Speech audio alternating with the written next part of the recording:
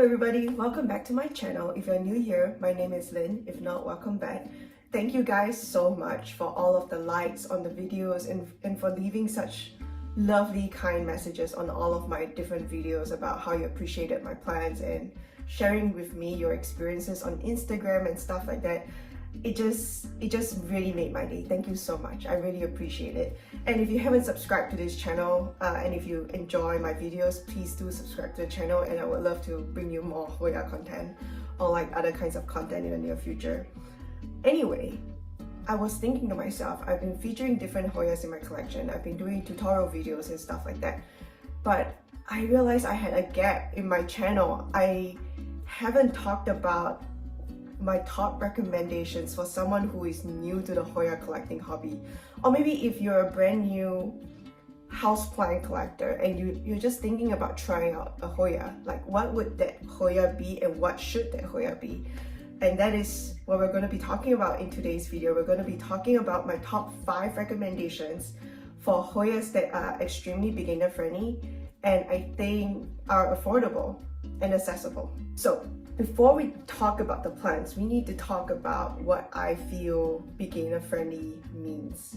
So to me, a beginner friendly Hoya needs to be A, affordable, B, beautiful. Like it needs to look nice in your house. It needs to look cool enough that when you walk by it in your home, you feel good about looking at it, right? And 3, I think it needs to be fast growing. I think if you're new to the houseplant hobby or if you're new to Hoyas, you don't want to just keep a plant alive. You want to feel that sense of satisfaction that you're doing something right as a plant parent and that they're growing out new beautiful leaves for you without too much effort on your part. So I think the ease of growth in addition to the speed of growth is a very important factor for deciding what a beginner Hoya should be.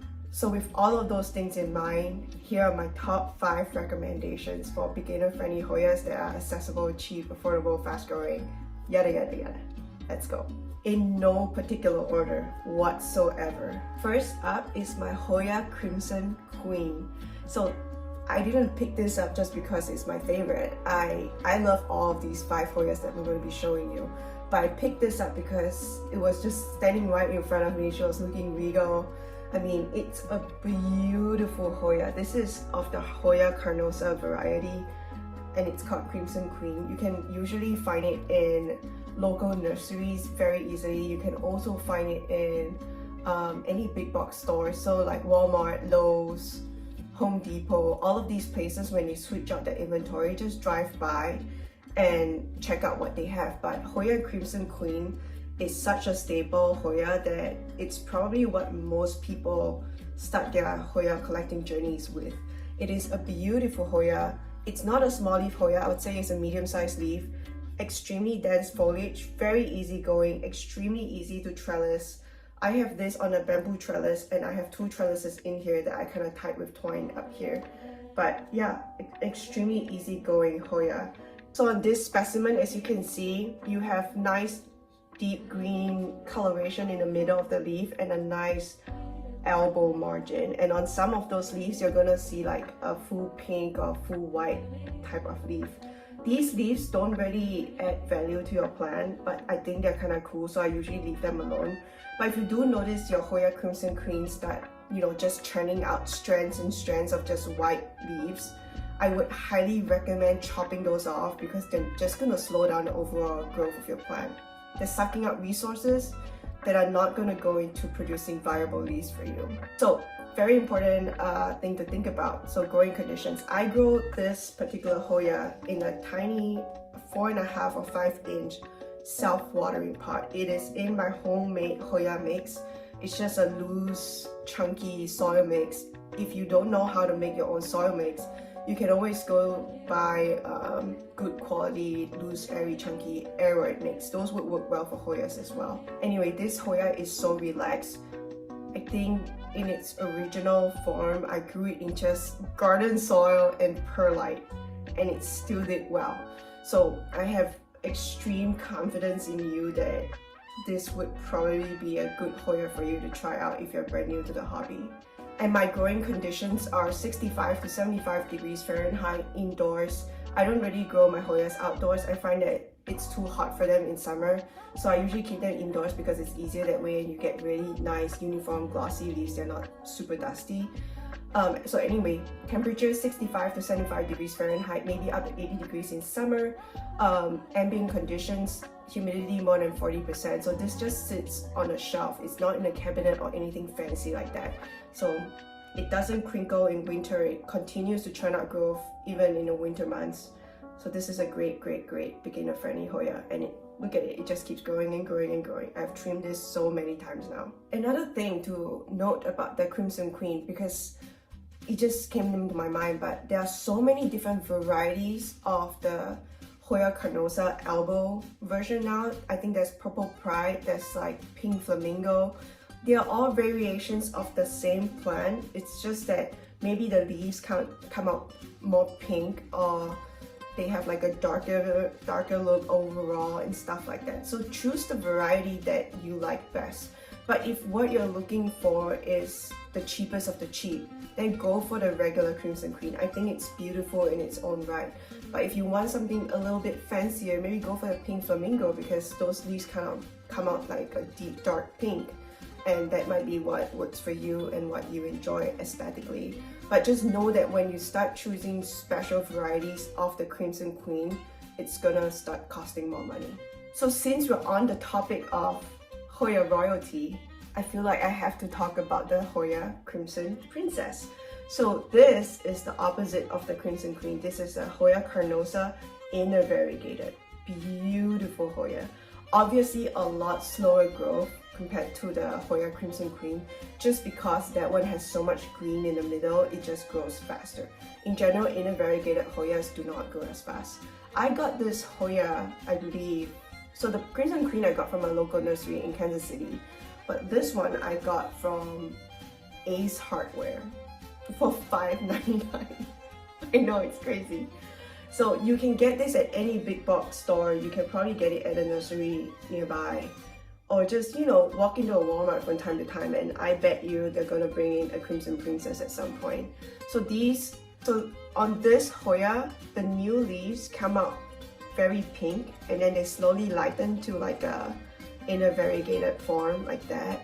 And it's just, I love the Crimson Princess so much. Look at those bright pink stems. They're just so cool. For how affordable this Hoya is, it's also very easy growing.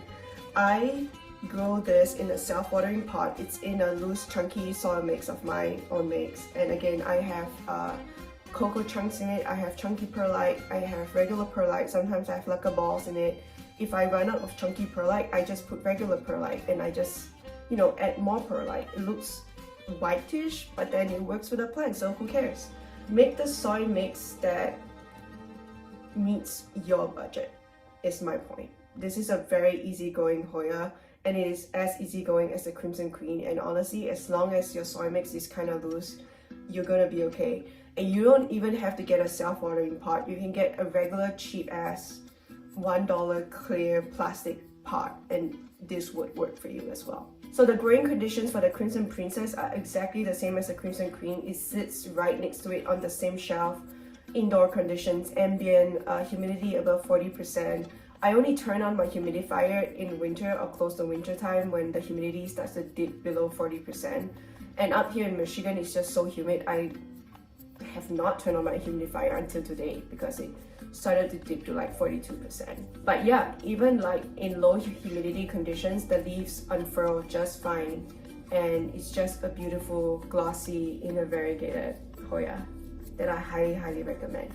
Oh, and a special note, if you can't find any of these Hoyas in your local nursery or in a big box store, go on Facebook Marketplace and just ask for cuttings. Like if you're not willing to pay $5, that's fine. Go on Facebook Marketplace, go join a Facebook group somewhere, and see if anyone's willing to give you a one-note cutting for $1 or $2. I bet you somewhere someone's willing to give you a note for $1. So third on my list is the Hoya Mathilde. How can I not talk about the Hoya Mathilde? It's everybody's favorite, right? I have so many Hoya Mathildes, but I'm gonna show you two. So this is the very first Hoya Mathilde that I got.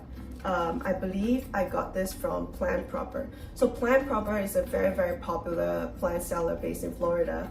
I think I might have previously talked about him on this channel, I don't quite remember. I might have just talked about him on Instagram. But Plant Proper is an amazing seller. I really enjoy their plants. They have a huge variety of plants, not just Hoyas. So if you enjoy aeroids, I have bought aeroids from them as well. Always amazing packaging. The plants come within 3 to 4 days. The shipping is very reasonable. They have a full website that you can go on and browse. But I think they also do lives, although it's been a hot minute since I've been to one of their lives because it's been a while since I've been on a live. But they also sell on Palm Street, so you have plenty of options when it comes to Plant Proper, and their plants are always extremely affordable.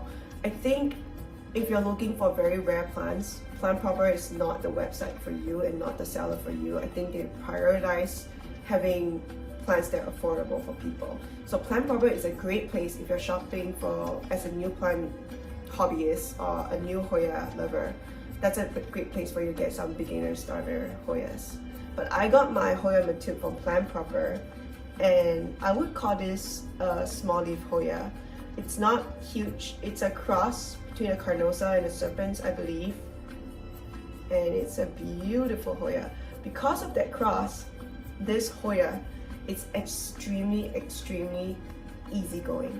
It doesn't even need very high light. You can give it, so this Hoya over here gets, I would say, medium light, and it still grows and branches like crazy. I don't even have to do anything. It will branch on its own. It grows up peduncles like nobody's business. This is an incredibly high value, low cost Hoya. It brings me so much enjoyment every time I'm looking at this Hoya. Dark glossy leaves, silver splashing, just beautiful. And if you don't want to grow it on like a boring bamboo trellis like I just showed you, you can grow it on a circle trellis, which I think is beautiful. This is my second specimen. I really enjoy how it's been growing on this like tiny little circle trellis. But obviously because it's such a fast growing Hoya, if you give it a tiny trellis, it's just going to overtake the trellis in no time like this one has. So I do recommend a bigger trellis. However, if you enjoy this like small, compact, super cute look, and you can just keep vining around, then go for a circle trellis. I do recommend that. Beautiful. So I also have an inner variegated Mathilde, but that's not on this video because it's not, I wouldn't call it beginner friendly just because it's a little bit more expensive. But it is also in general quite a chill, unfussy Hoya. And I also have a third Hoya Mathilde specimen that is in a different room, and I'm too lazy to dig it out. But that one's not grown on a trellis. I've kind of just let it bush out and trill. So you can grow both of these plants trilling or on a trellis. And the same goes for the Crimson Princess and the Crimson Queen. But again, I like the Mathilde so much. I have 4. So that's testament to how great of a plant it is. So the fourth Hoya we're gonna talk about on this list is the Hoya rotundifolia. This is a really cool Hoya. I don't think I've seen another plant with leaves like this. Like, look at that, it's not a rectangle shape, it's like an oblong, weird oval rectangle shaped leaf. It's very hard. It's not a soft leaf at all, it's a hard cardboardy leaf. It vines like crazy, it branches like crazy. It's extremely easygoing, extremely fast growing, and so weird looking that I have to recommend it. It's an amazing Hoya. I believe I got my Hoya rotundifolia first on Plant Proper as well, and it just overtook the pot that it was in, and I had to keep upsizing and upsizing and upsizing. I have trimmed this Hoya so many times just so I can stop with the upsizing of the pots because it was just getting too crazy. But yeah, look at the back, it's insane, it's a bush. But yeah, you can grow this trailing, you can grow it trellis like me. I grow it trellis because I don't have space, but you can 100% grow it trailing. And the growing conditions for the rotundifolia are exactly the same for the Mathilde, for the Crimson Princess, for the Crimson Queen. All of them are growing in the same environment, so I'm not going to rehash the growing conditions again. Oh, I almost forgot to mention, this one's growing in a loose, chunky Hoya mix as well. And the final beginner-friendly Hoya that I highly recommend is the Hoya curtisii Splash Oh my goodness, look at that. It's just so beautiful. You don't even have to be a Hoya lover to love this plant. I think it's a beautiful plant that grows extremely well in a very tight, bushy way when you throw it. And you can trellis this as well. I've seen like really pretty trellised curtisii splashes before, but I kind of like the curtisii splash trilling and full in a hanging pot like that.